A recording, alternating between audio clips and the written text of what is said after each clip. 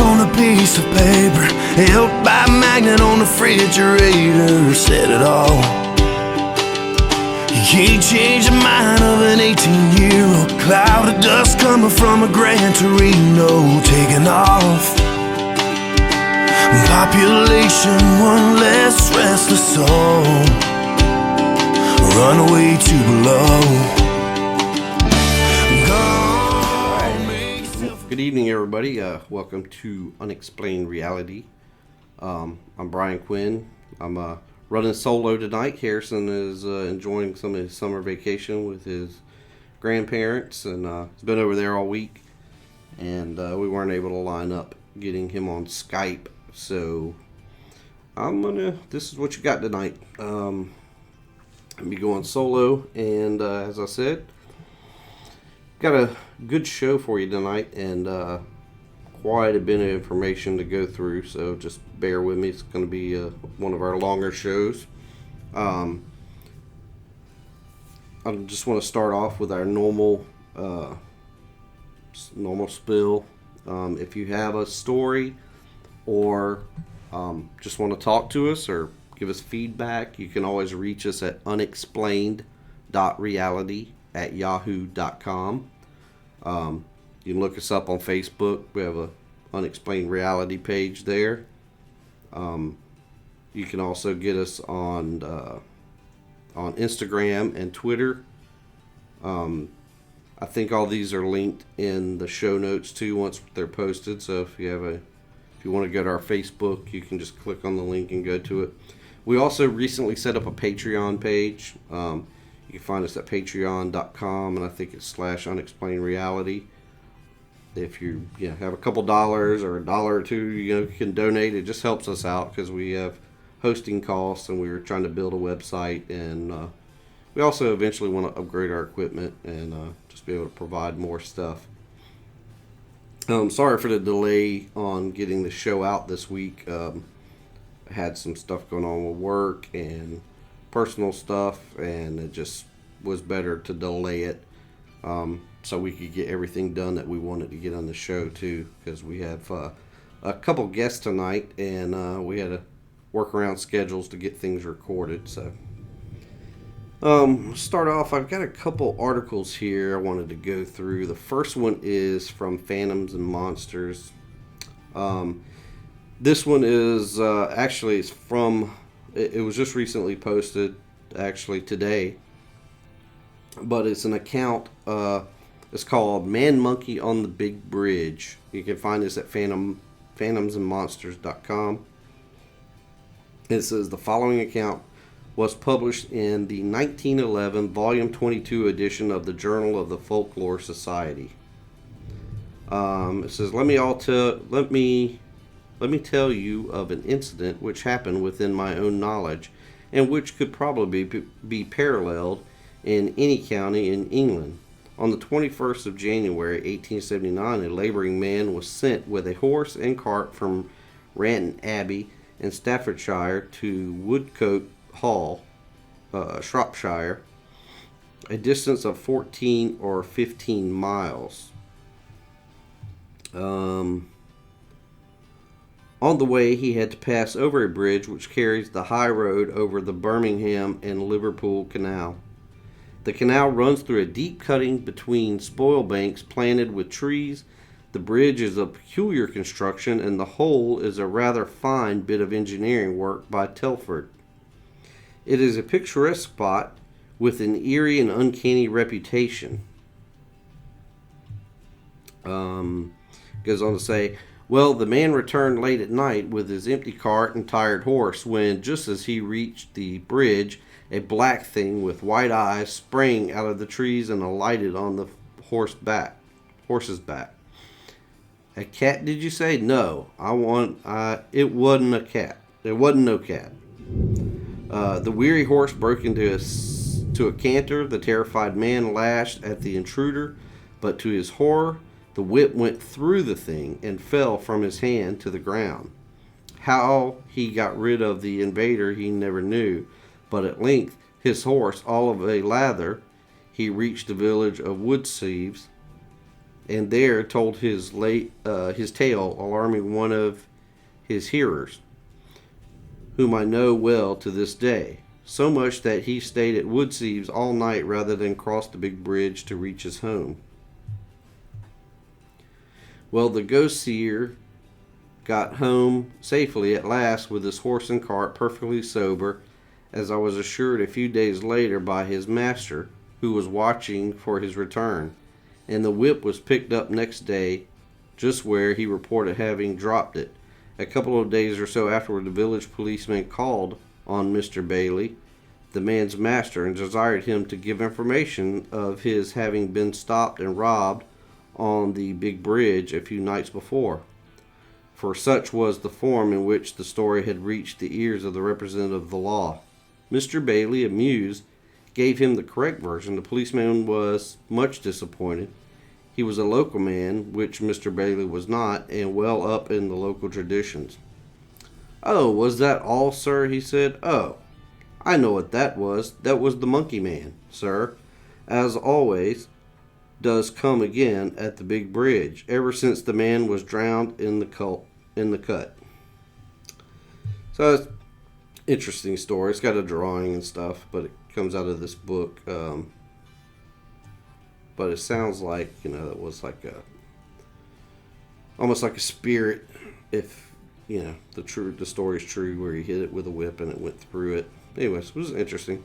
The next one, I read about this on another news agency, something online, but I just saw this on Phantoms and Monsters too. But apparently in this park in Texas, people have been seeing, or park rangers, I guess. Well, I'll just read the article. It says Texas park officials released Bigfoot track images. On Saturday, the Round Rock Parks and Recreation Department released photos of footprints found on various trails and parks in the Austin suburb. Officials have called it an unexplained phenomena and are urging anyone who knows about the origins of the footprints to contact them. Compared to a park ranger's foot, the mysterious footprint seems quite large. Some have speculated that it may be Bigfoot, the mythical creature that some have said they've seen in Texas. But at least one local Bigfoot hunter was not impressed. "I'm leaning towards not real, at least on the top one," Russell Miller told Cron.com after checking out the pics posted online. "Too narrow at the instep. Any further analysis of the images was difficult without a better view," the Baytown Bigfoot hunter added. "Would love to see more pics and something for scale." Miller, who's been seeking the elusive creature in Houston area woods for more than half a decade, said that the Round Rock area is not particularly known for mysterious cryptid sightings. But to the south, Baltimore Galvin, a Bigfoot hunter in B County, said he first saw Bigfoot in 2014 in a ranch about 10 miles north of Beeville. More commonly, though, the big guy is spotted just north of Houston in the Sam Houston National Forest, which is something of a Bigfoot hotspot. So it's interesting. The pictures, some of them, like one of them looks very, I don't know, it looks almost cartoonish looking Bigfoot. It is very narrow at the instep, so it cuts in real deep right before the heel. So, I don't know. Yeah, I'm not a Bigfoot track expert, but they're big, whatever it is, so maybe it's a hoax. It might be real. I mean, I think as with any other living animal, there's always a possibility, or there's always going to be, every creature could be different in some fashion, Not every human has the same kind of foot, so I wouldn't think that every Bigfoot would have the same kind of foot. So, I've got a couple more here. Both of these are from cryptozoologynews.com. The first one, I have not read yet, but let me look through it here. It says federal employee claims he saw a Bigfoot creature. This comes out of West Virginia. United States Postal Service worker in West Virginia claims he saw an unidentified primate in the western side of the state. 34-year-old Brett Smith told Cryptozoology News he was driving home from work on the road between Jefferson and Hurricane when he spotted the creature at about 2:15 a.m. yesterday. I'm not sure when this was posted. I'm guessing that was earlier this week. Posted June 10th. So it would have made it like June 9th. Okay. I saw it for about 45 seconds, claimed the federal employee. The Bigfoot-like creature, he added, was about 8 foot tall and was walking upright. It was black and very hairy like an ape with tall, long arms. It was huge, Smith said. Last month, a Michigan State Trooper claimed he regularly... Okay, we've read about that. So that's pretty cool. West Virginia sighting. It sounds pretty legit to me. West Virginia, I don't know if you've... People that haven't been to West Virginia, it's pretty... I mean, it's primarily forest. I mean, like, majority of it's forest. There's very little... as far as cities and towns, there's not a whole lot there. It's inhabited. There's lots of people that live in West Virginia, not as much as some other states, but I think majority of the people that live in West Virginia live out. They live in a rural setting. So, like I said, there's not a lot of big cities and towns there. It's very mountainous. A lot of mountains. I mean, pretty much the whole state is mountains. So, prime territory, I would think, for a Bigfoot or Sasquatch type creature, or any other kind of creature that wanted to be hidden and have its lay of the land there. This was interesting. Also, this is also from Cryptozoology News, but a reader, apparently somebody looking at the Patty film, the Patterson-Gimlin footage. After looking at it, they wanted, they're kind of curious that in some of the frames, it almost looks like there's a small ape child on the back of Patty. It says one of our readers is asking for an opinion on a detail he believes could be a baby Bigfoot clinging on the back of the alleged Bigfoot from the Patterson-Gimlin film footage. William Biodrowski told Cryptozoology News he was watching the footage over and over until he realized there was a little ape on Patty's back. These photos are still frames from 370, 379 to 382 on the film, and you seem to indicate this object might be a small ape-like child, he said. In still frame 370, where we're catching Patty in the process of turning her head abruptly forward just after looking back. These frames seem to be in the clearest and most stable part of the entire film. I think we can see the child's right arm in all three still frames with varying other detail in each. In frame 379, I believe we can see the basic facial features of an ape-like child looking over its right shoulder, he added. Theodore says it is strange that no one has noticed this after all these years. He thinks the image is obvious and that he would appreciate a sane opinion on the matter.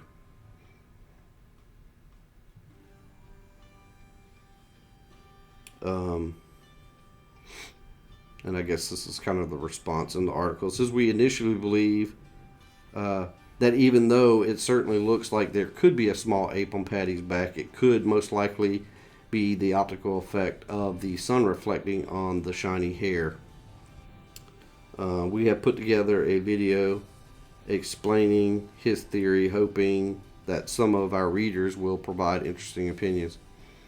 I wonder if this might explain Patty's behavior, why she doesn't run off, why she looks back so cautiously. He said, maybe I'm not crazy. I looked at these pictures and I don't know. I can kind of see where he's coming from, but it also kind of looks like I don't know. I think it's more just her trapezius muscles back there and stuff coming up, and I can't see a definitive thing. There's something about, like, you can kind of see a square spot on the left side of her. I think that's just the back of her left shoulder, but yeah. not a Bigfoot expert, and just what I'm saying. And plus, this film, the way it was filmed in '67, the type film it was, and it's been, cleared up and stabilized. I don't know. Maybe it could be something. But and by the way, you're probably hearing that we're having a major thunderstorm here right now, so you're probably getting some background hearing all this ruckus going on. Some other news that everybody's probably heard about: these two guys in Georgia that broke out of prison and killed two prison guards while they were being transferred. Both of those POSs have been picked up and captured, so they're going back to the clink. Thank goodness. Now they got murder charges on them. Perfect. They are just, anyways, just bad, very bad that happened. But we're glad they're behind bars and not out on the streets. Now, a couple episodes back, I don't know, maybe it's 2 or 3, I can't remember if it's episode 6 or 7, we did our episode on missing in the Smokies, and the primary case in that was the case about Dennis Martin, who went missing up above Cades Cove at Spence Field, where he was with his family, with his father and his grandfather and his 2 brothers and some other people they had met. And that was a big one. Anyways, you probably remember that if you follow our podcast, and if not, if you're familiar with Missing 411 or anything like that, you've probably heard of the case. It happened in 1959, I want to say, something like that.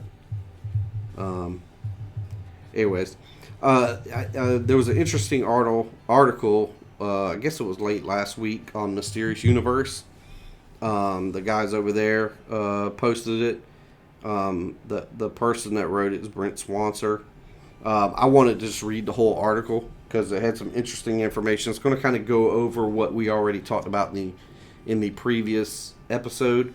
So some of it's rehashed, but there's some good information in here if it's legit. So you'll see what I'm talking about. I just want to read through the whole article. I think it's well worth it. Like I said, this is from mysteriousuniverse.org. And it's the title of it, Some Very Strange Information on the Bizarre Vanishing of Dennis Martin by Brent Swanser. It was posted on June 9th of 2017. It says, many mysterious disappearance cases are constantly evolving as new information comes in. Facts and rumors are reassessed and debate transpires and rages.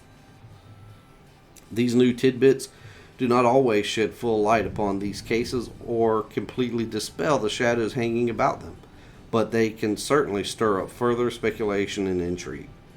A while ago, I wrote here on Mysterious Universe as part of an article on vanished people in the Great Smoky Mountains about what is probably one of the strangest vanishings there is. The totally baffling disappearance of a 6-year-old boy named Dennis Martin. It is a case that fueled by mention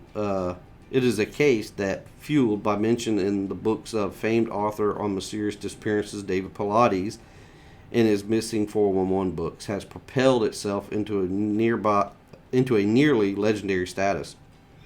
Yet there's frequent information that trickles in that just goes to continue to make it all spiral to get into weirder and weirder territory.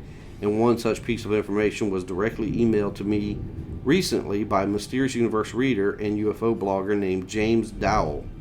In order to understand the whole background of Dennis Martin's truly odd case, in case you don't know, I will reprint some of my own writings on it at Mysterious Universe here to get you up to speed. It says, perhaps the most well-known, oft discussed, and indeed stranger of vanishings in the Great Smoky Mountains is the disappearance of 6-year-old Dennis Martin on June 14, 1969, Father's Day weekend. The boy's family was out on a camping trip and hiking trip they took every year in the Great Smoky Mountains. On this day, the family had stopped off at a grassy mountain highland meadow and popular stop-off point along the Appalachian Trail known as Spence Field. As the adults sat out on the grass chatting, Dennis, his brother, and two other boys on the trip thought it would be amusing to play a prank on their parents.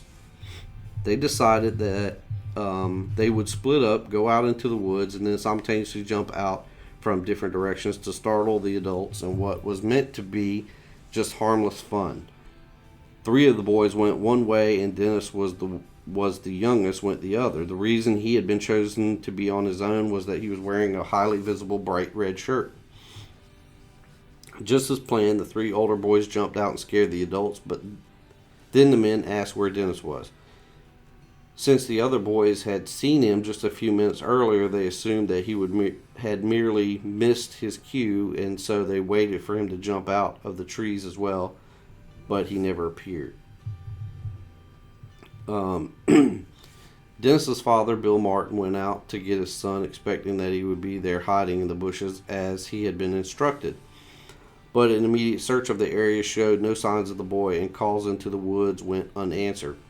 Increasingly worried, Bill and Dennis's grandfather, Clyde Martin, hiked out in different directions, farther and farther from the place where the boy had last been seen, and still they found nothing.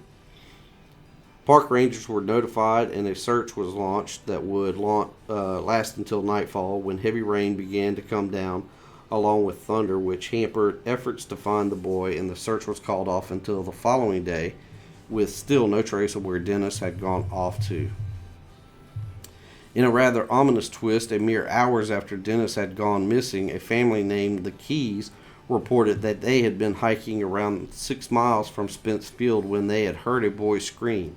The son also claimed to have seen movement in the bush, which he at first had thought to be a bear, but turned out to be a man walking in the woods with something apparently slung over his shoulder.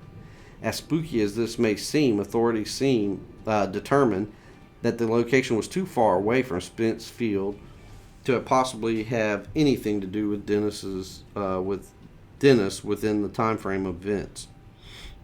In the following days, the search efforts would quickly grow in the size to hundreds of people scouring the area, including park rangers, locals, volunteers, the FBI, National Guard, and even Green Berets and psychics, along with bloodhounds and helicopters. And meanwhile, the news of the disappearance had started making major national headlines.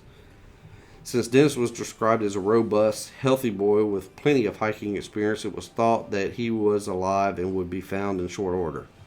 But continuing heavy rains, flooding roads, as well as thick fogs, made efforts difficult. For their part, Dennis's parents posted a hefty reward for any information leading to finding their son. As the weeks went by, hope that the missing boy had survived dwindled. A few possible traces of the boy turned up in the form of small footprints and a pair of boys' underwear found in the woods near Spence Field. But it was determined that the possibility that the footprints were linked to Dennis was remote, and Dennis's mother said the underwear did not belong to her son. The search would stretch on for months with no trace of the boy found, although the manpower behind efforts had withered away considerably, and it was largely assumed to frustrated authorities that he was likely dead. Rumors and theories swirled as to what could have become of Dennis Martin. One idea was that he had been kidnapped, but no one could figure out a motive for such a thing, nor who could have orchestrated it with such perfect timing. He also may have gotten lost, but this seems odd considering he was meant to wait right near the field and pop out to surprise the adults. Why would he have wandered off, and why wouldn't he leave any tracks or indeed any sign of where he had gone? Indeed, why wouldn't he have called out for help? Yet another theory was that he might have been suddenly attacked and dragged off by some wild animal. But again, why hadn't he called out for help, and where were the tracks? In the end, Dennis Martin was never found, and absolutely no trace of him has ever turned up. His odd case remains open to this day. Over the years, some bizarre details of the case have turned up.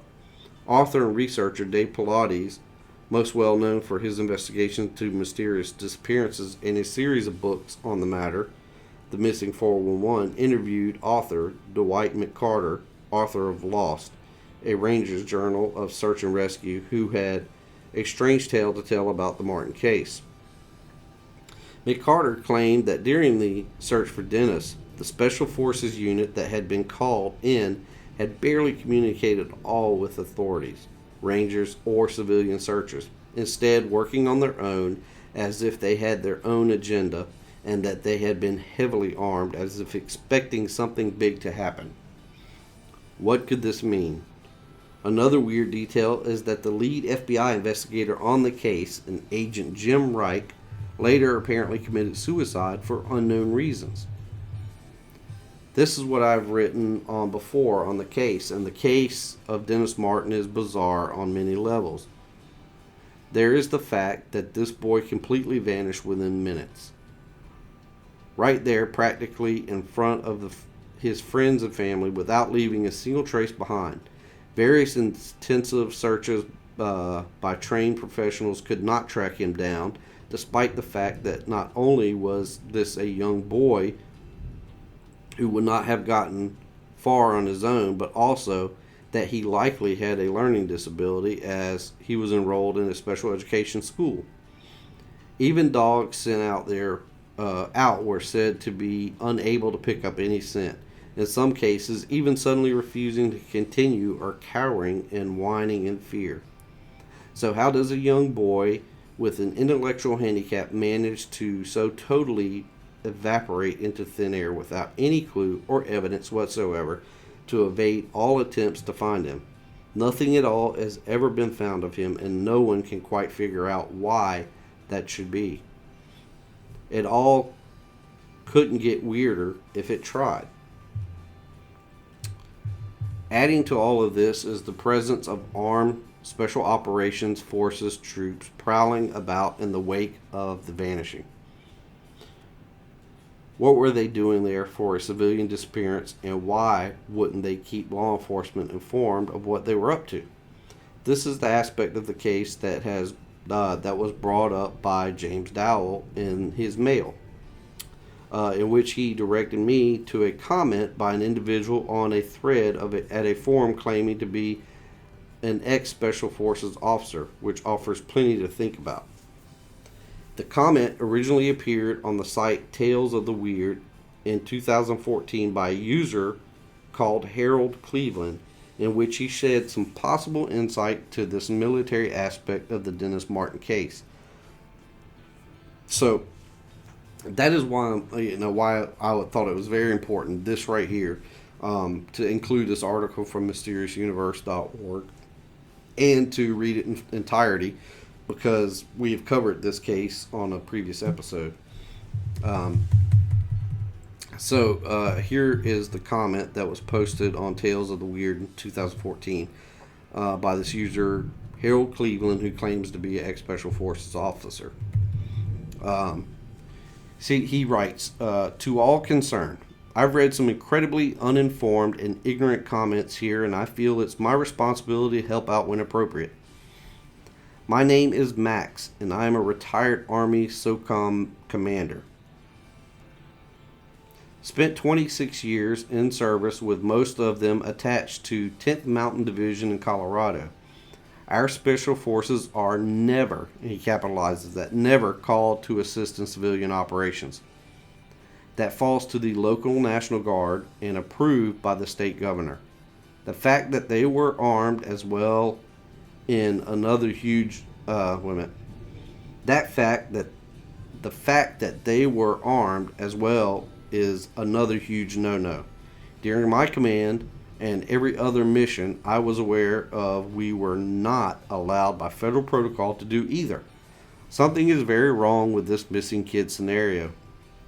I've done some research on this case both while on active duty and after my retirement. The inside facts of this case depict a frightening investigation. Bottom line is that searching started within a few minutes of the boy's disappearance and lasted 3 months, with every resource imaginable being deployed. Don't even start with the terrain was difficult, holes and caves and cliffs and creeks, etc. Our special troops can find almost anything, anytime, and in any terrain.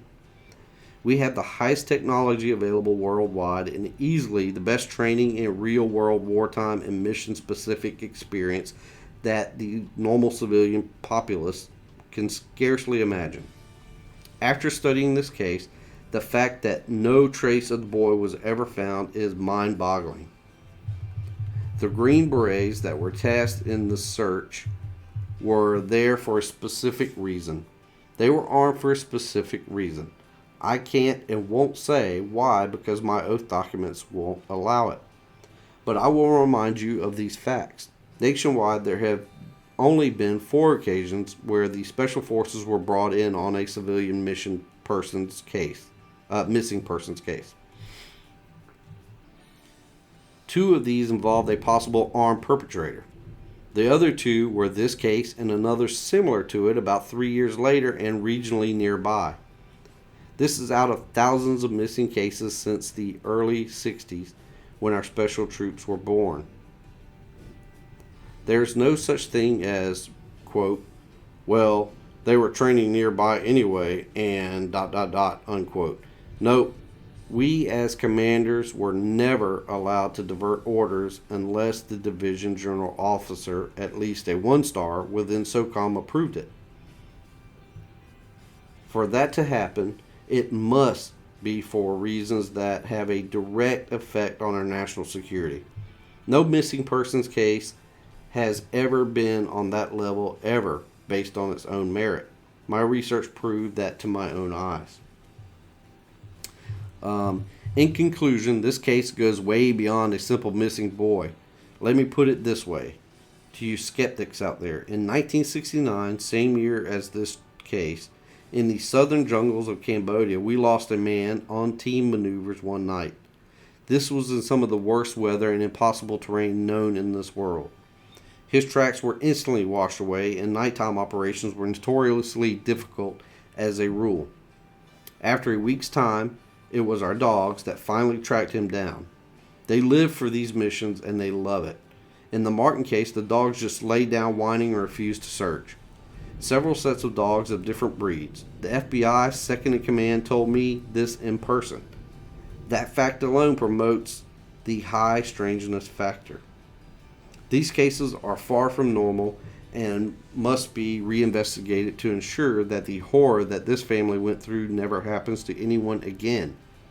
When it's your child that slips off for just a minute and the panic sets in and assets are immediately deployed in great mass, you would expect to find the child pretty quick. But when they just flat disappear like smoke, as in this case, it baffles even the most experienced of us and breaks our hearts as well. I hope this hideous event never happens to any of you, for I have seen it many times firsthand, and you just cannot imagine anything worse. God bless, and thanks for reading.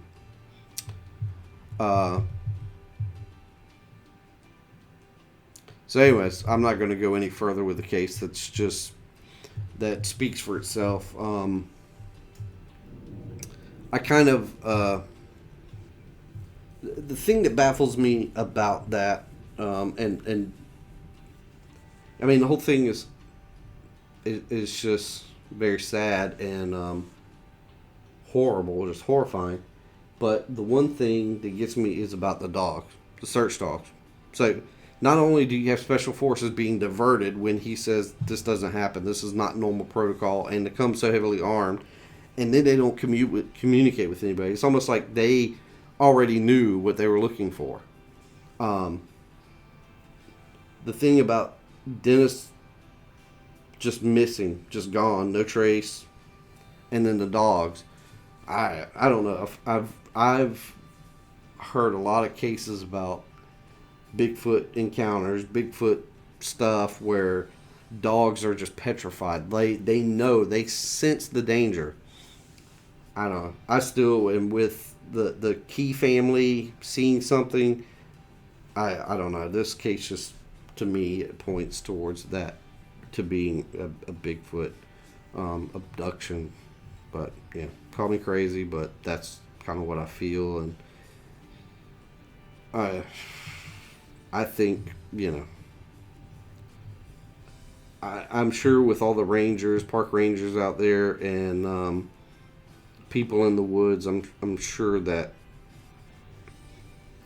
the government has to be aware of these things exist, and I think this is just a case where they have concerns about certain areas, and that's why you have unexplained campground shutdowns. And I've heard stuff. I just heard something recently about a park ranger saying, "Oh, they closed down that campground because of a bear," and I'm like, "We don't close down campgrounds because of a bear."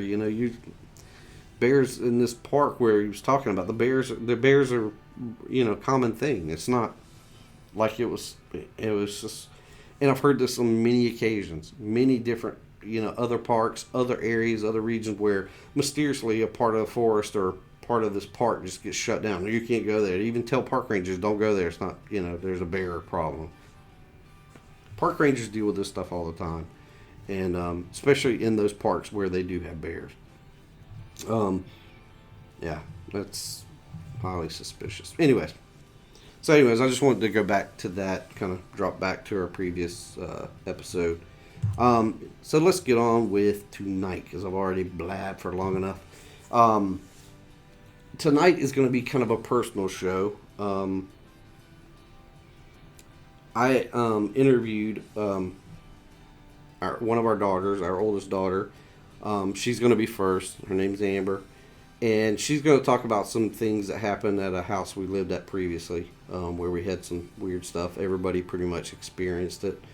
If not directly, as a family, where we had some things go on. The second interview you're going to hear is also a family. It's my wife and me talking, primarily her talking about what happened to her, which is was very real to her and really impacted her, and something she'll never forget.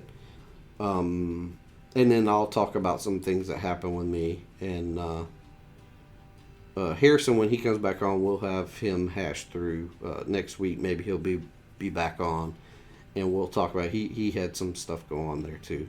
But anyways, we're just gonna. That's where I'm gonna leave it. So I'm gonna get Amber on and let her go through and let her tell you what happened with her.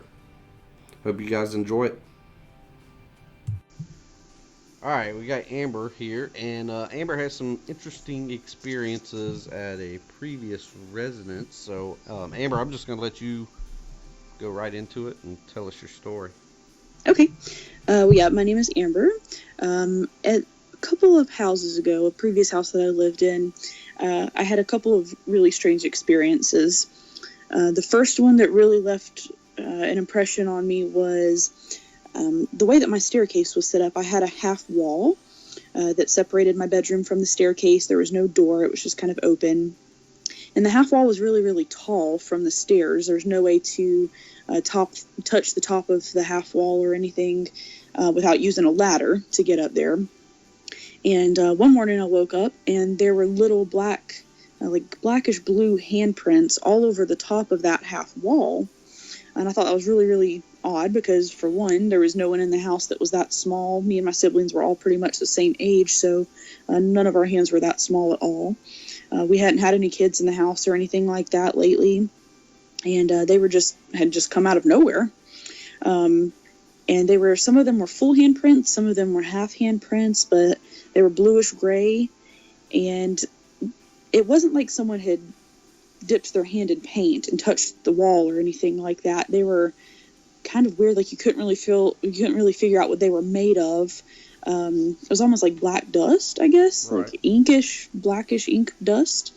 And we couldn't get them off. I mean, we tried scrubbing it down with a sponge. We tried scrubbing it down with washcloth, with a magic eraser, and they wouldn't really come off. So it was really creepy that we couldn't figure out where they came from, and we couldn't remove them. Right. I mean, why there's no explanation. Ghosts do that anyways? I know. Yeah. of all the things they could do.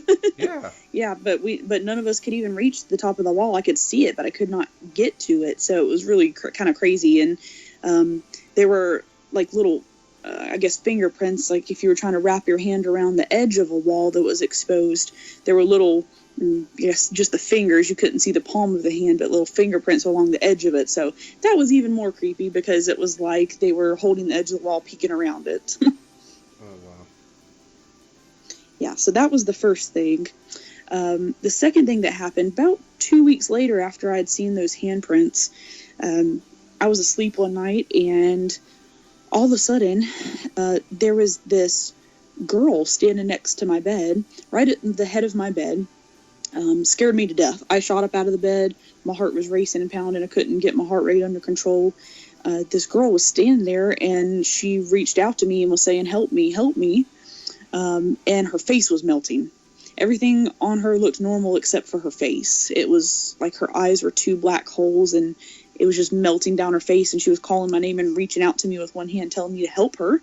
And I jumped up real fast to figure out what in the world was going on. Couldn't figure out if I was awake or asleep, or, I mean, it was like I had been awake and witnessing it, but then when I sat up real quick, she disappeared. So it was one of those really crazy things that I couldn't explain away at all.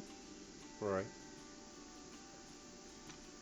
Well, that's, it makes you wonder, like what the history of that place was, and I guess it was a house in the subdivision. Yep. So, if there was history at that house or on that land, whoever previously owned it, as a lot of the subdivisions usually are owned by people that have owned the land for many years, families that have resided on these plots of land. And they're usually sold to developers because somebody don't want to maintain them or just have them, or they just want to make money. Right. So it's interesting. It'd be interesting to know what happened there. Now, the little girl, what exactly, do you have more detail about what she was wearing? Yeah. She was wearing this white dress, and it was really lacy, almost, I guess, like an Easter type dress. It was solid white, kind of floral and lacy. Something that you wouldn't typically see a kid in. Maybe like some type of burial gown or something like that. Not something that you would normally see a kid wearing nowadays. So may have been something that was more typical of kids to be wearing, say like from the 1800s. Could have been like a white type of lacy nightgown type thing, right. Maybe. But the rest of her, I mean, she wasn't transparent or translucent like how people say that spirits or ghosts manifest themselves and they're see-through. Right. She wasn't that stereotypical kind of see-through texture, I guess, if you will. She was very solid. I mean, her skin looked normal. She wasn't ghostly white or anything like that. She was Caucasian looking. She had that white dress, and her hair was very dark. She had dark brown hair. But everything else on her, I mean, behind her, I guess if you would say, was like red, black, orange, like flames almost. Not a fire, but kind of the color of the fire and kind of crackling, looking like a fire. So I guess that was really creepy too. That just added to it. That was kind of filling my room like that. Right. Well, you think, with seeing that and her reaching out to you and her face like melting away, obviously, I mean, it kind of points to maybe she was involved in a fire of some kind. Right. Yeah. Exactly. Yeah. And with that her absolutely garb, could be. I mean, who knows? This could have been something happened 100 years ago. Yeah, and it could be, thinking on you putting it that way, it could be maybe there was a house fire at night. I mean, if her dress was some kind of nightgown or something like that, maybe she passed away in a fire on that land. I mean, who knows? Like you said, before that house was built there, the house wasn't all that old, maybe 10 years or so when we were living there. So, I mean, who knows what had been there beforehand. What, and, so this was like a resale. It wasn't an original house. I mean, you weren't right. The owners. And the land,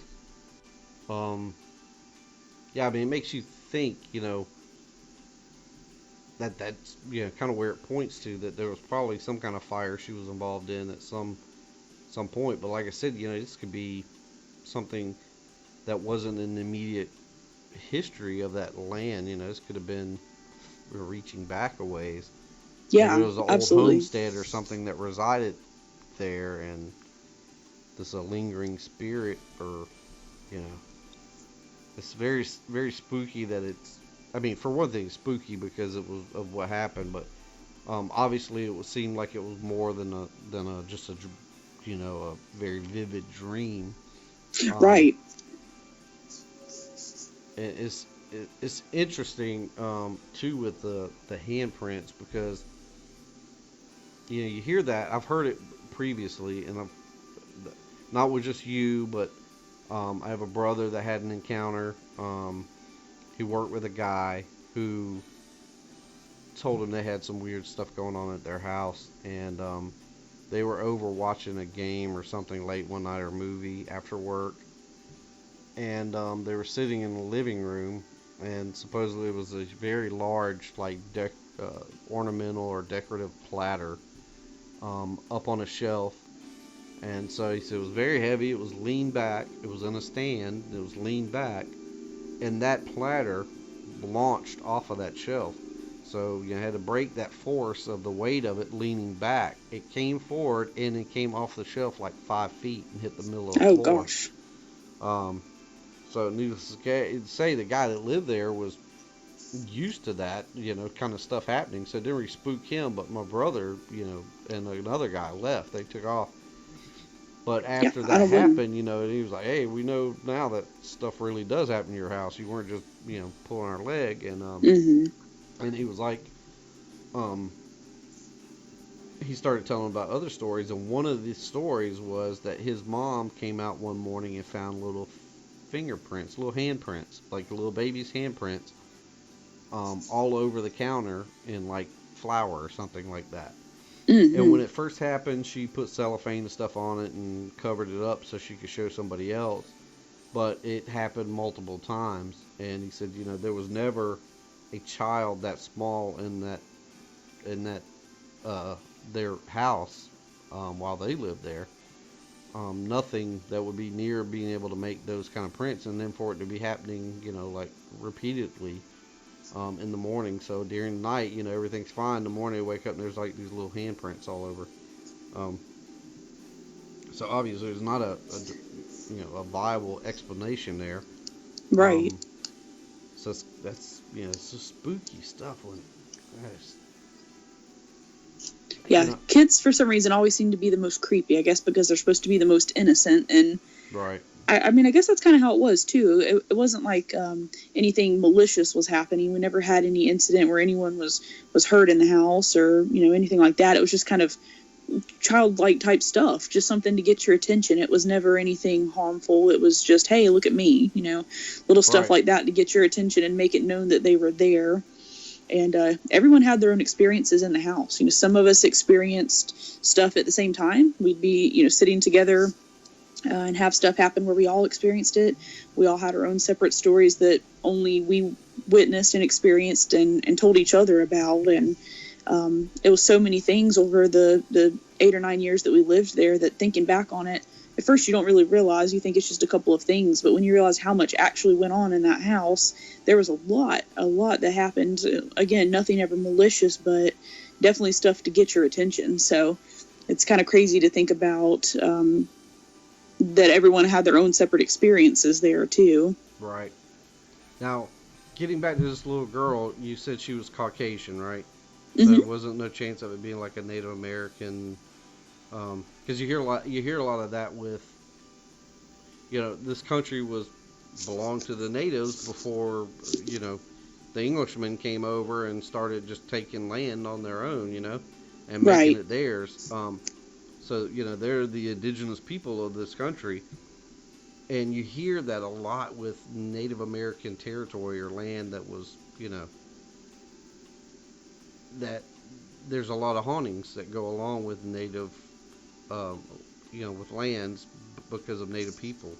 A lot of spirits, and they're very spiritual people, the native tribes. So, but she says she's Caucasian, so I mean, that makes you think that it probably wasn't, probably within the past 100 to 150 years that whatever caused this, this child to have this tragic death, apparently, and for this spirit to be lingering probably happened within the past,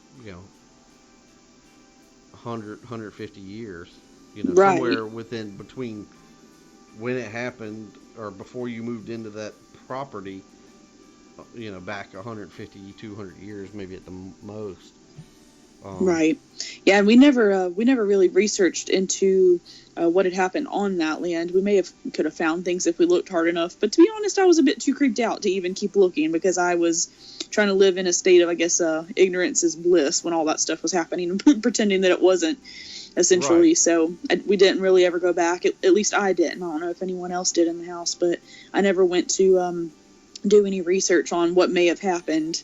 My uncle jokingly said that, there was a girl who fell into a hole when they were building the house and she died, and it's probably that girl. And we believed him for a little while until he admitted that he was just joking, but that was enough to creep me out and enough to tell me, no, I don't really want to know what happened. We'll just pretend it didn't. Oh, yeah, yeah.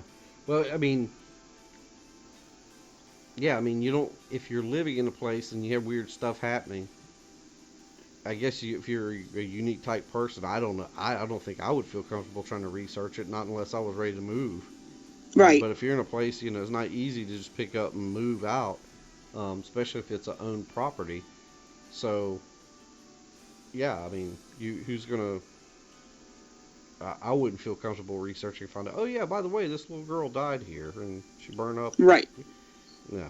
And exactly. And I think that's the part you're talking about too, with it being the creep factor amplified by a child presence, because they are innocent, and that apparently whatever it was very tragic, probably very painful, and it's probably not a way anybody needs to pass or leave this earth, but right. accidents happen, things happen, and you don't know what the circumstances are because you don't know what really happened. But was it a premeditated thing? Was she actually more like killed, or was it an accident? To me, I always feel like when there's hauntings or spirits around, that it's usually because of a tragic event, like not just there was an accident, more as like there was an intention, there was an evil purpose, or like murder or something like like a that. murder or homicide. There was somebody that was their purpose, was to take somebody out. Right. And it's like that person has the typical what you hear, unfinished business. They were just kids. Right. They didn't live a full life, so maybe they weren't ready to go, so they're hanging around. Exactly. And trying to get their kicks and giggles where they can, if you will. Yeah, and you don't want to think about that, but that's possible, but it is, because there's some very sick people out there, and right. Not to mention mental capacity, but then you get people that are just maybe caught up in family matters or who knows what, and some people just are not able to cope like other people, and they go to extreme things. But right. Yeah, that's very spooky, and I know we got we're going to hear more about this property and some other guests that are lined up. So I'm sure we'll be hearing about, because as you said, you don't realize a lot of times when you're living in a place, you have these things happen, but you don't really realize how active things were until after the fact, and you look back and you're like, wow, I really had a lot of weird stuff happening here, and I didn't recognize it at the time, or it didn't click. You're like, oh, this happened again, or this happened, and looking back, you're like, man, we had stuff happening all the time. And then you see shows, like Ghost Adventures and Ghost Hunters and stuff that are on, and paranormal shows, and you see the stuff that they put up, and you're like, wow, I had a lot of stuff going on in my place and didn't realize it. Right. And as a matter of fact, speaking about those ghost type shows, there was one more incident that I can recall where my sister and I were in my room one night, just hanging out, being silly, and we had been watching those ghost type shows, Ghost Adventures, Ghost Hunters, and we had seen where they try to contact the ghost with their recorders. So what we did was we found an app on the phone, seemed kind of gimmicky and cheesy, of course, downloaded it. It was called like a ghost radar or something of that sort. So we just laid in the floor in between the two of us and turned it on. It had a little, silly looking radar thing that was supposed to detect when there was a spirit near you. Well, when a little ping would show up on the radar, we said, oh, there's one. We got all excited and giggly, and we said, okay, well, we just said out loud, ghost, if you're there, tell us something about yourself, or tell us something about me, rather. We waited a couple minutes, and this little computer automated electronic voice came on over the thing, which made it all that more creepy, and just said, Andy. And we're like, oh, well, that's kind of weird. The guy that I was dating at the time, his brother's name was Andy. It's like, that's kind of strange, but that's not really convincing me of anything. So we said again, okay, well, what about Andy? Tell us something else about myself, or tell us something else that relates to Andy. So waited a couple minutes, and eventually it said airplane. And we're like, huh, well, that's really kind of odd, because not only was Andy in the Air Force, but we had actually just went to visit Andy on an airplane over that summer. So we were kind of, the giggling was kind of turning into nervous giggles, and we weren't quite sure what was happening, if we should believe it or not. So we decided to keep going. We said, same thing again. Well, what about Andy in the airplane? Tell us something else. And when the little radar ping popped back up, it said Spain. Well, that's all it took, because we had just been on an airplane to visit Andy in Spain. And so that was enough convincing for me. I was like, okay, I'm done. Wow. We're turning this off. That it got too real after that. We were like, no, this isn't even funny anymore. That was our little idea of dabbling in the occult, if you will, and that was enough for us. We didn't want any more part of it. We turned that off real quick, deleted that app off of the phone, and never picked it back up. And after that, never tried to talk to any other ghost or spirit or what have you in that house. We said that was enough to convince us we were done. Oh, yeah. Well, I can understand that. Wow, that's pretty crazy. Yeah, it was just really, really insane. We just couldn't believe it. I mean, and those are the only three things that the spirit through the voice recorder said to us that night, and that was enough. we were thoroughly convinced and thoroughly freaked out. Yeah, that would be. I would be too. I mean, that would. That's just hits a little too close to home. Exactly. Yeah, it wasn't so funny after that. Like I said, we started off all giggly. We're like, oh, this is gonna be fun. And by the end of it, we're looking at each other like, absolutely not. Nope, turn it off. Turn it off right now, because it just got really real, really quickly. So yeah. That was it. It's all fun and games until the ghost talks through your phone about something that really matches up. Yeah, really prevalent, really about yourself when you ask it to say something about you. And I mean, that was spot on, because that only happened a month or two before we had done that. So wow. that was absolutely it for us. Jeez. Wow, that's crazy. Yeah. Well, it sounds like insane. you guys had you had a lot of good stuff, I guess, if you want to call it that, happen there. We got another guest, like I said, we're lining up to come on to talk about the same property. So yeah, that's cool. Yeah, because it's always interesting to hear everybody's unique experiences, because they were never the same experiences at all, except for the ones that we were with each other when we experienced any certain situations. But everyone had their own type thing. Everything was different, so it's very interesting to hear everybody's side of the story with it. Right. Wow. Well, cool. I appreciate you sharing that with us. We're going to get another guest lined up here to talk about the same property, and that's you definitely obviously had something going on there. That was seems to be more than a dream when you have a little handprint show up, and then the spirit box, or the app, ghost app talking. That's just that's crazy. Yep, and there was nothing else after, before I moved in that house, and after I moved out of that house, never had any type of experience like that. Never before and never again. So it was definitely a unique property, and there was definitely something happening there. I'm thoroughly convinced. Yeah, well, it sounds like there's no doubt about that. Yeah, absolutely not. The other evidence we're going to hear about. Wow. Well, I appreciate you coming on and sharing your story with us. Yeah, absolutely. Thanks for having me on. You're welcome. All right, as I stated, that was my oldest daughter, Amber, and some interesting stuff she had. That was a very scary thing for her, and like I said, we all witnessed, had different things happen to us.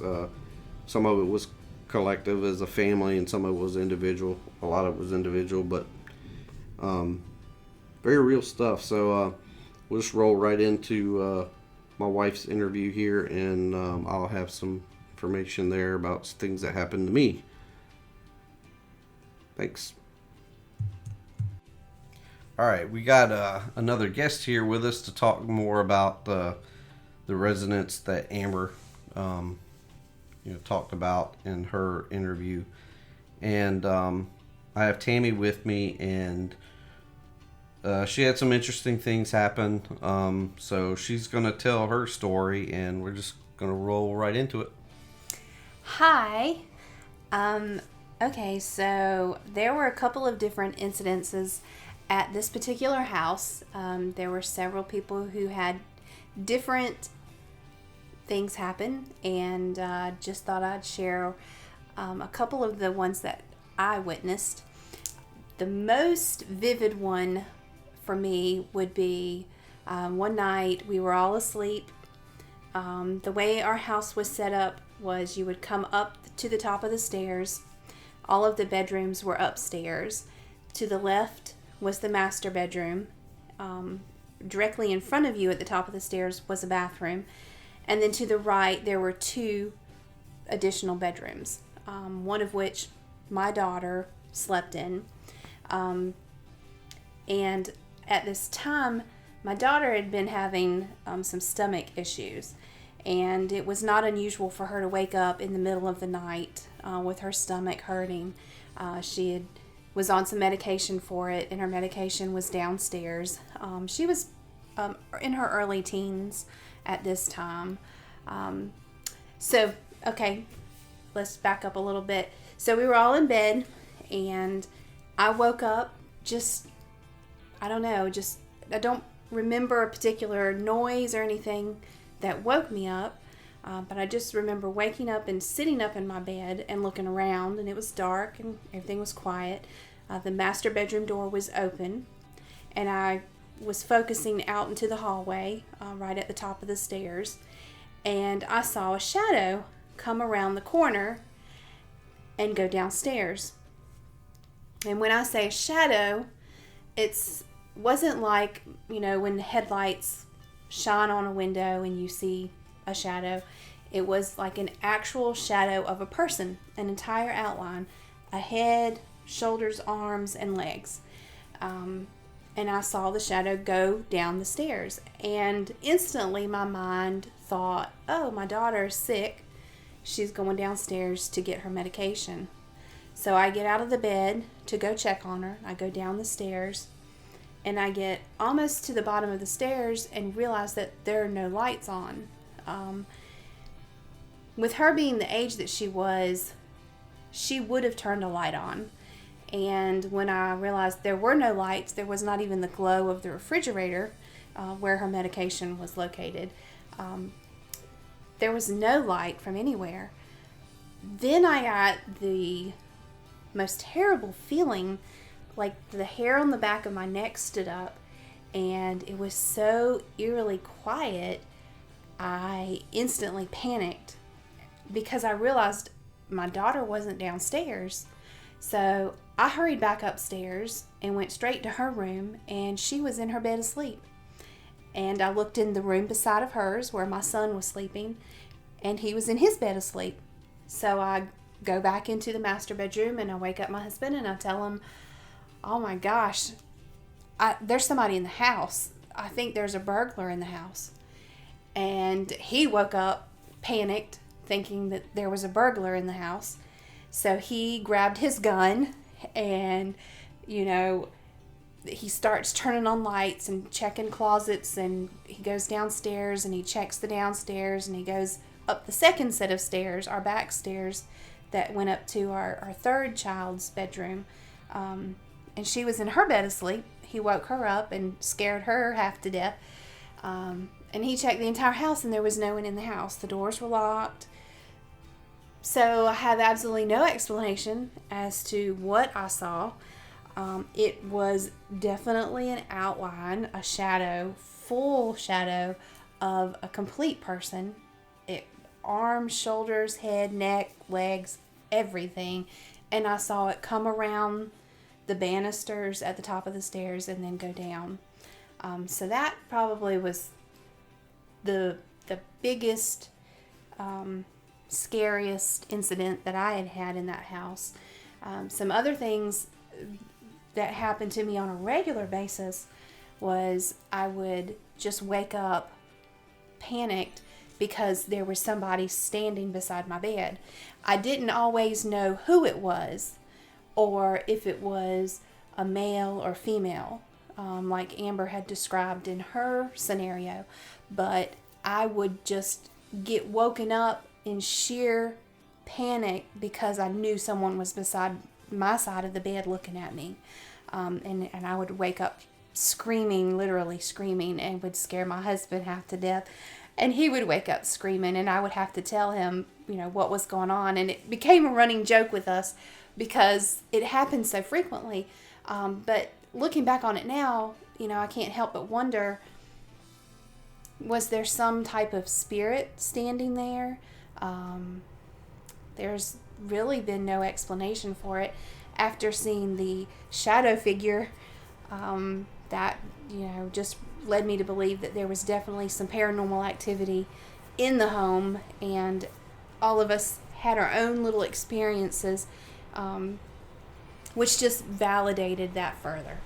Okay, and y'all, I guess I was kind of glutton for some punishment because my oldest daughter and I one time decided that we would download this Ghost Radar app. We had watched Ghost Adventures. That was one of her favorite shows. And so anyway, my husband was gone, and my oldest daughter and I were home alone, and we decided we were going to download this Ghost Radar and walk around the house with the lights off. I know that sounds really stupid, but she was a teenager and I was going to be a cool mom. And so I was like, okay, I can be brave. I can do this. So we turned the lights off and turned on the little app, and we started walking around the house, and there wasn't anything going on for, the first little bit. We were kind of giggling and laughing and thought it was kind of funny. And we just kept going around watching the little radar, and then it started getting little blips on the radar, and then it got more blips and more blips, and it would start saying words, which was funny in the beginning, but then it started saying words that were actually very relevant to some things that were happening in our life at that time. And I think we realized that we were sort of in over our head. So we very quickly turned that Ghost Radar off and decided to let that be. But there was just a lot of things that happened in the house that, there were noises. And people say, I know noises. There's houses make noises. Things pop and crack, and, you'll hear pipes, or you hear the refrigerator or the ice maker or whatever. But there were a lot of things that couldn't be explained that happened in the house. Noises that couldn't be explained. Definitely things that I saw. Things that my daughter had seen and my son had seen. My husband also had some experiences of his own, which I'm sure he'll talk about as well. So that house definitely had paranormal activity, no doubt about it. And I'm happy to say we no longer live in that house. All right, well, let's get back to the shadow figure you saw. Now, you said it was a head, a full body shadow figure. Did it have a hat, or was there? Could you make out anything with the head or detail? Nope, it was just a head. It wasn't a blob. It wasn't just a shapeless shadow floating across the wall. It didn't levitate, in the sense of it was floating over the ceiling, or below the ceiling, or over my head. I guess in a sense it was levitating because, I did not actually see the foot touch the ground as if someone was walking. So it's a fluid motion kind Right. It was as if the shadow had been cast onto the wall and you were seeing the shadow of someone, a full-bodied shadow of someone. And it wasn't transparent. It was black. It was just black. And it was nighttime, but we had a nightlight in our hall that we kept on for the kids, and you could, the shadow was just a solid black shadow. So was it like, when you say solid black, like a overly more black than a shadow? I mean, like really, really dense looking? It was just... Or transparent? It like was not transparent. It was, Okay, it so was it's like totally black. But in my mind, it was a shadow of a person. And even when I followed it downstairs thinking it was my daughter, once I realized that the lights weren't on, it never occurred to me that it was paranormal. I just instantly thought, oh God, there's, Somebody an in the intruder house. in the house, Right. right? So I ran back upstairs to wake my husband.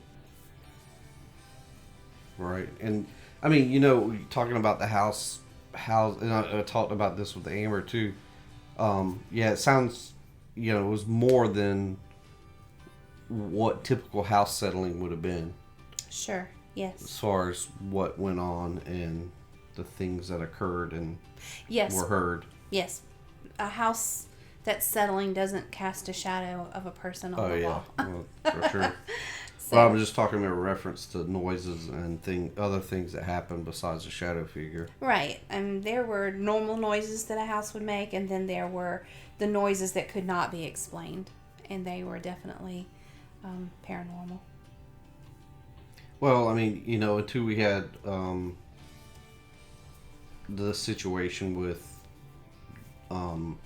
the dog, when Oh, the yeah. dog would be Right. when we first had him and first started having these occurrences, he was wandering throughout the house during the night. He was free to roam, and in fact, the shadow figure was when we stopped keeping the bedroom door open. Exactly. Because of that. And before that, he would wander around the house, and there was several times where he woke us up at 3 o'clock in the morning, and would go downstairs, and he'd be standing in our dining room, pointing, right at one corner, like 3 or 4 feet from a corner in that dining room, just barking his head off, Yep. and enough to freak me out, where I fussed at him and made him get back upstairs because I was like, well, I don't know what you're barking at, but you're freaking me out, basically. It was just very scary. You go downstairs in this house. I mean, he wasn't a big, ferocious dog, but he was definitely pissed off and not happy about something.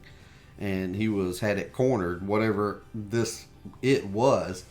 And it's very unnerving for that to happen in the middle of the night and, have to go down there and get him and make him come back upstairs. And then at some point after that's when we had the shadow figure.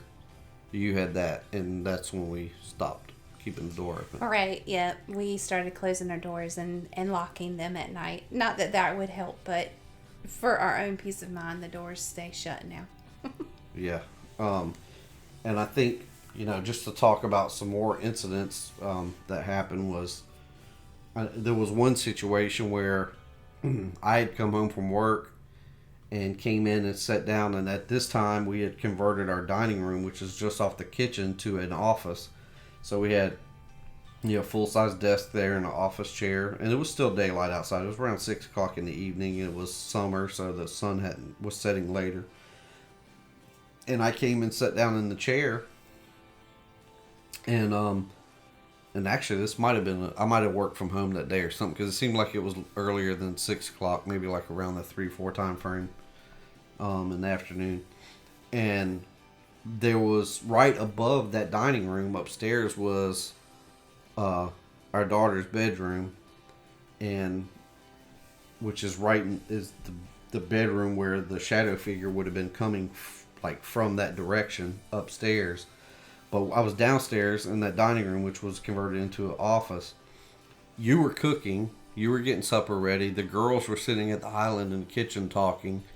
I didn't see Harrison, and I didn't see the dog, but there was something started running around. You could hear footsteps in the bedroom above where I was sitting. And I remember looking at you and saying, "What is Harrison doing in Taylor's room?" And you looked at me and said, "Harrison's sitting right over there." And he leaned out and was sitting at the kitchen table behind the girls. And I said, "Well, then the dog must be doing it." Well, he wasn't either. He was laying on the other side of the kitchen, stretched out, cooling it. And I think I went up there. I ran up the steps, and of course there was nothing up there, but it was definitely a huge commotion. happening in that room above there. And there was another incident that happened once again in the middle of the night. The dog woke us up, and at that time we just had the one dog, and he needed to go outside, so I took him down, and we had two ways of getting out of the back of the house to the backyard from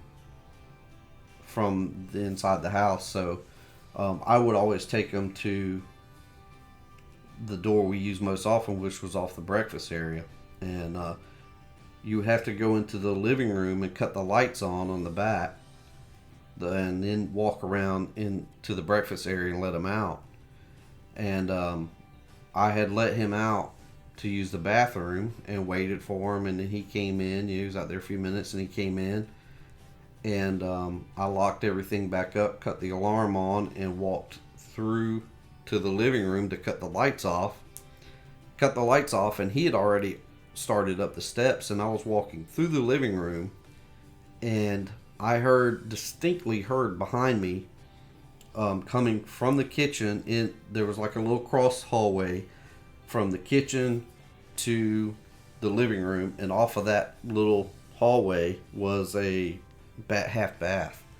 And our oldest daughter, Amber, her bedroom was in the frog, the room above the garage, so she had a separate stairwell. And there had been occasions where I'd been down there late at night, and she had come downstairs and to use that bathroom, and she would take like little steps, trying to get in there because she was half asleep.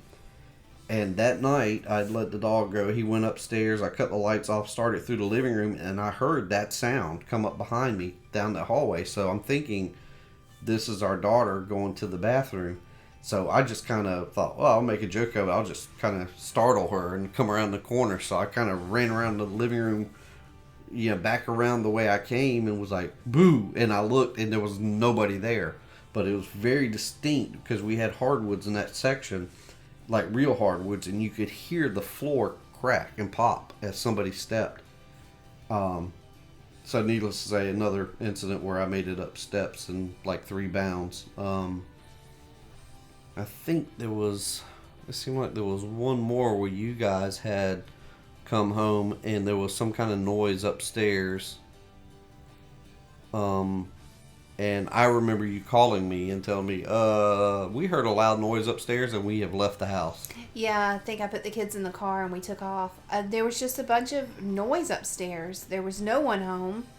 And we had just come in. I believe I had picked them up from school, and we had just come in the house.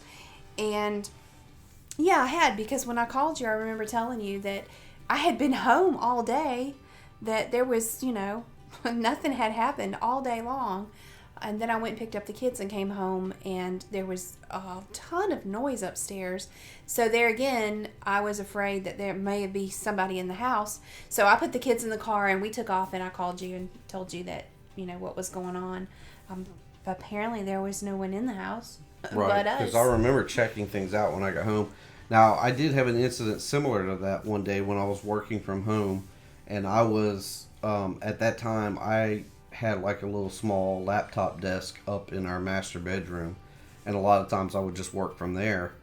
And so I was set up there working one afternoon, and everybody was gone out of the house. The kids were at school. I think the girls were at work, and you were off somewhere. And I heard the same thing. Like a really loud commotion came from behind me. And I mean, I had my back to it, so it was coming from the back of the house, and it scared me. I mean, it came on so loud and so quick, my heart like came out of my chest, and I was just, instantly adrenaline rush and heart pumping. And I turned around, like was expecting to confront something, and there was nothing there.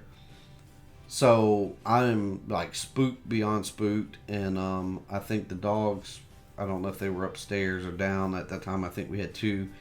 And I went to the downstairs and went out the back and looked, and that was debunked because I thought it was something, but there was a big crow or a big blackbird sitting on the gutter right outside the bathroom window. And I think he was like, walking around or moving his feet or something, and it sounded so loud. But I thought something was on top of me. And y'all, we lived in this house for 8 years, and everything didn't happen like, day after day after day, right, day in and day out. This was over 8 years, and the first few years we didn't have anything. Nothing. I mean, there was nothing in that house. It was completely normal. The last few years that we lived there is when we started noticing or having the experiences, I should say. And everybody wants to say that it was because of me, because I really like to bring home old stuff.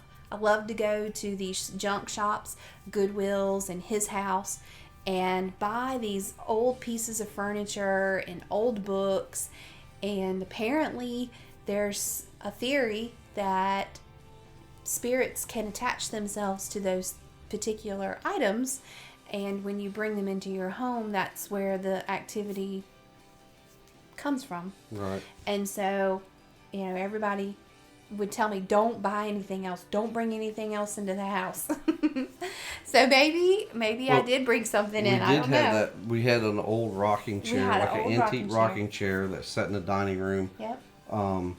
And I think there was one occasion where somebody had witnessed that move by itself, like rock by itself. It rocked by itself.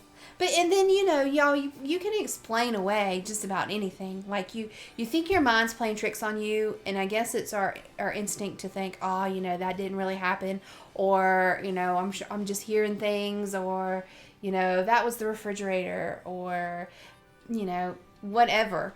Yeah. But there became times where there was no way, there was no explanation in the world, just like hearing the footsteps come up behind you in a rushing type of manner, or seeing the shadow person, the shadow figure, or seeing the girl beside your bed with the face melting.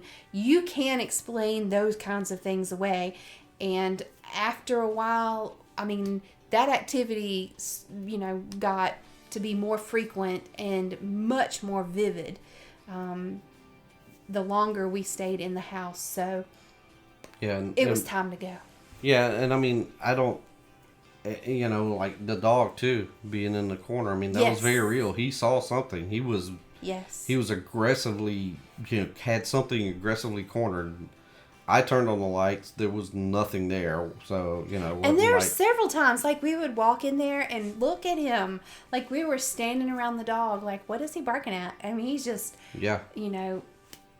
just really, really getting into his growl at that corner in that one room. So, you try to make light of it, and you try not to read too much into it.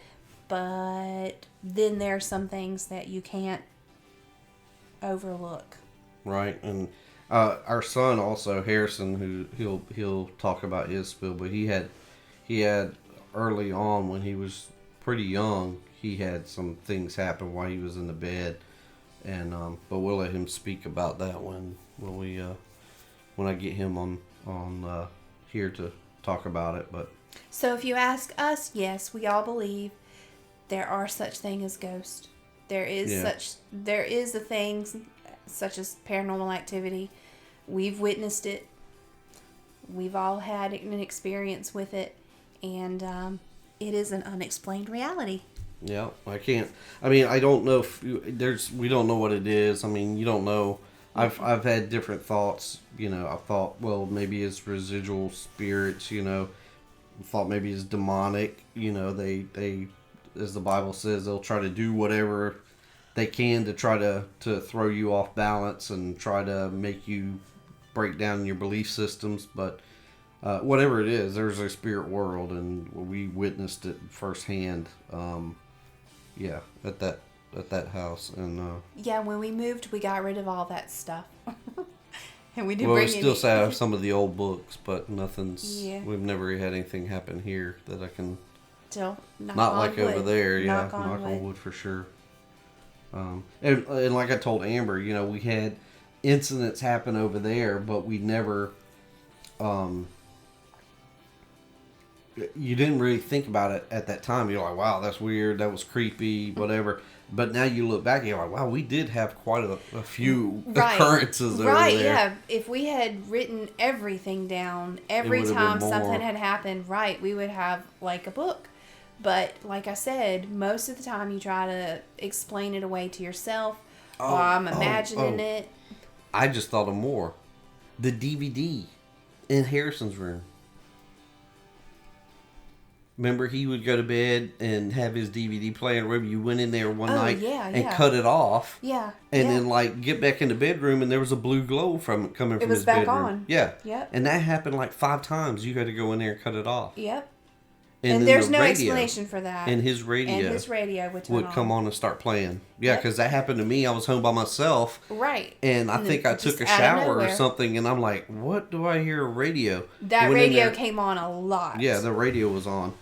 And then, and it wasn't like you could preset it, like an alarm or anything. No, because he was a basic, child, you know? Child's radio, yeah. Yeah, and then there was another case where I was home by myself, and I had taken a shower, and I got out of the shower, and I knew you were going to get the kids or something from school, and I was expecting you home, but I wasn't paying attention to what time it was, but I heard, like, what I thought was steps, like Harrison, typical thing, like Harrison running up the steps after he got home from school. Yes. And I ran out into the bedroom and jumped around the corner, like, boo, gonna scare him, and there was nobody there. Right. That was a common occurrence, too. Hearing somebody on the steps. That happened a lot of times. Yeah, and I just thought of another one. The front door incident. Remember that morning? Where you heard the door open and close, and you thought it was me, and you sent me a message on the way to work. Yep. You're like, did you just come back in the door? I was like, no, because Jackson went to the door and was barking. Yep.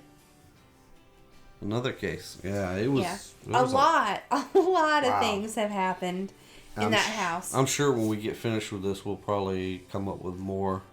Yeah, I've tried to forget. Yeah. I forgot about the front door incident. There have been so many things that happened in that house.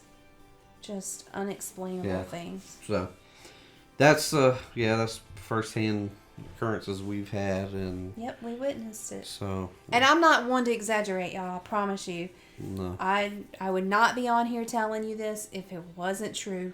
Yeah. I mean, there's no doubt that night when the shadow figure, you were scared out of your mind. I was terrified. I just knew somebody was in the house, but there was nobody in the house, and I was not asleep. I was wide awake when I saw it. Wide awake, and I will never forget it. It in my mind, I mean, it is clear as day. It's like it just happened. I will never forget that. That was the strangest thing that has ever happened to me.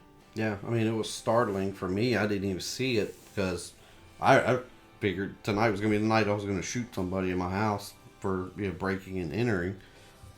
But that was creepy when you.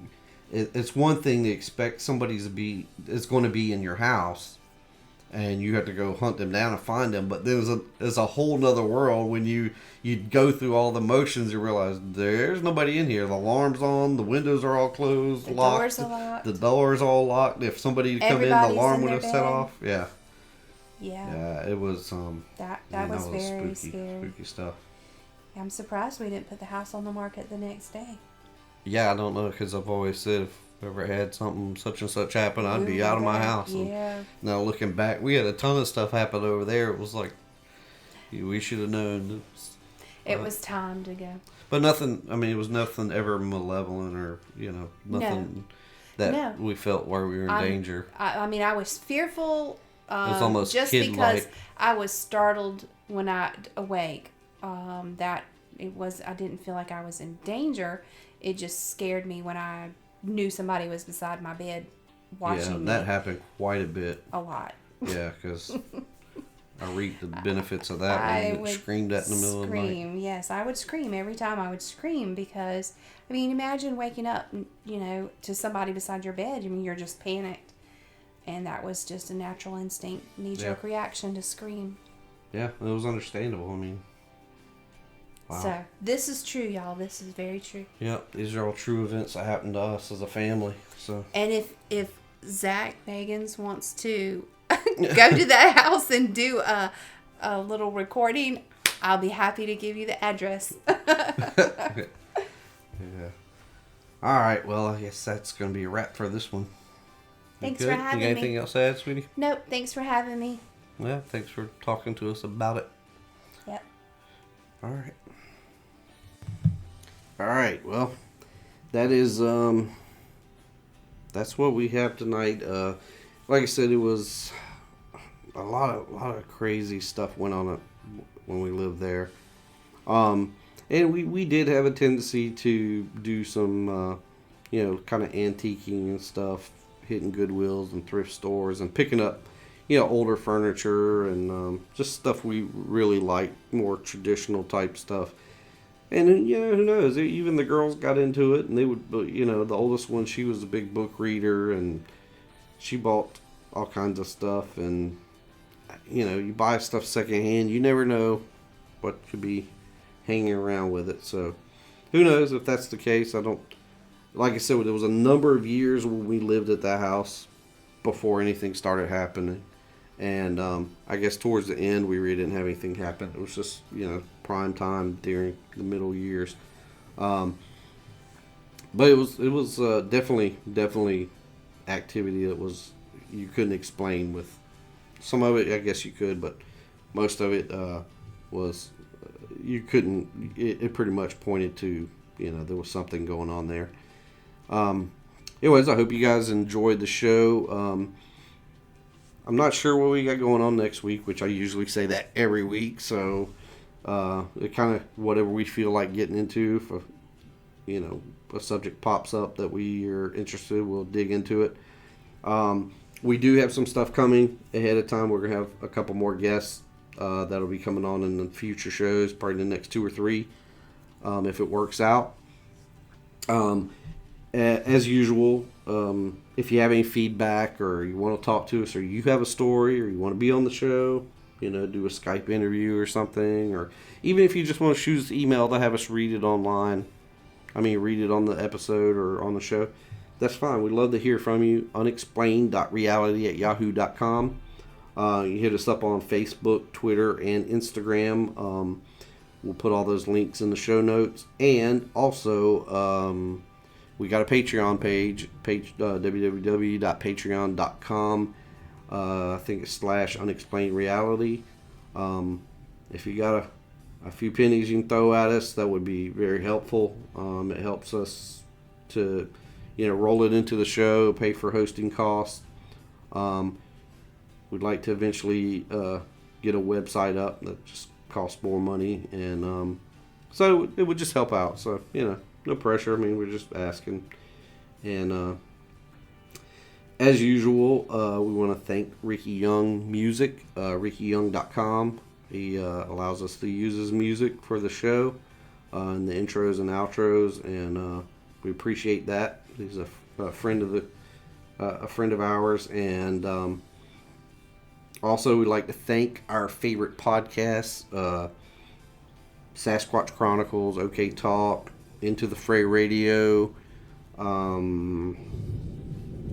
Sass What, of course, Mysterious Universe, The Confessionals, The Graylian Report, Monsters Among Us, and Somewhere in the Skies. I think we got them all covered there. That's our favorites to listen to. I listen to them religiously. We can't wait for the episodes to come out. So I'm sure if you're listening to us, you're probably already familiar with those. If you're not, for some strange reason, then you definitely need to check them out. Because if you're listening to us, you definitely should be listening to those guys, because they're all amazing. Anyways, that's a wrap for tonight, and hope you guys enjoy it, because it's a long show. Anyways, we'll let Mr. Ricky Young take us away. Thanks.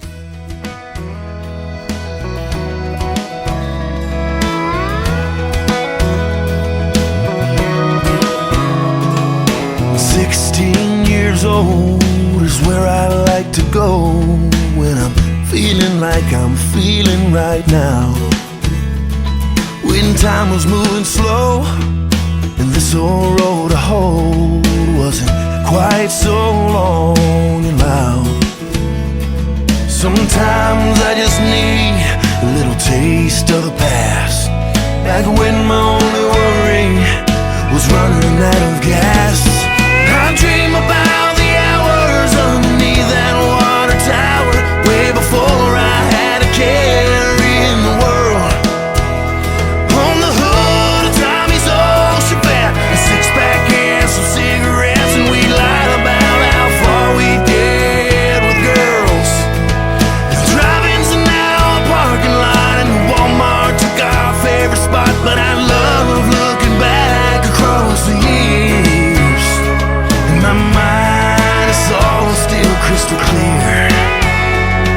I can almost see that water tower from here.